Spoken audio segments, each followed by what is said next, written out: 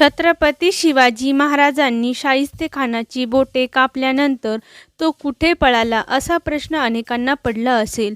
शाहिस्तेखान 3 वर्ष पुण्यात ठाण मांडून बसला होता.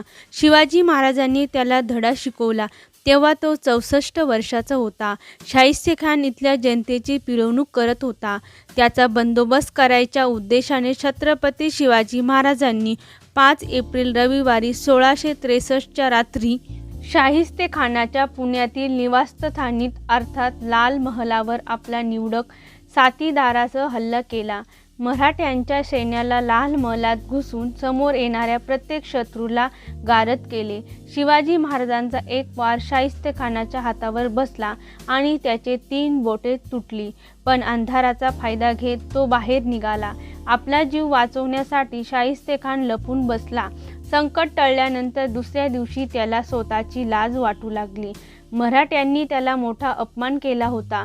त्यामुळे 3 वर्ष पुण्यातून न हलणारा शाहिस्तेखान 8 एप्रिल 1663ला पुण्यातून निघाला आणि औरंगाबादला गेला.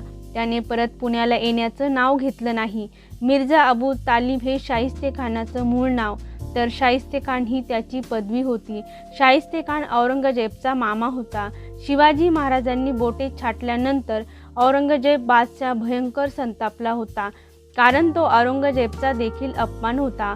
औरंगजेबने शाहिस्तेखानाची तडकाफडकी बदली बंगालचा सुभेदार म्हणून केली. 1664 साली शाहिस्तेखान बंगालमध्ये ठाक्याचा सुभेदार म्हणून रुजू झाला. इथं त्याने आपली कर्तबगिरी दाखवली. आज अस्तित्वात असलेले ढाका शहर शाहिस्तेखान यानेच उभं केलं आहे. त्याने अनेक इमारती बांधल्या, अन्नाची किंमत कमी केली. शिवरायांनी शिकवलेला धडा त्याने आयुष्यभर लक्षात ठेवला. पुढे त्याने लोकांच्या भल्यासाठी कामे केली. नंतर तो दिल्लीत आला आणि 1694 मध्ये त्याचं निधन झालं. धन्यवाद.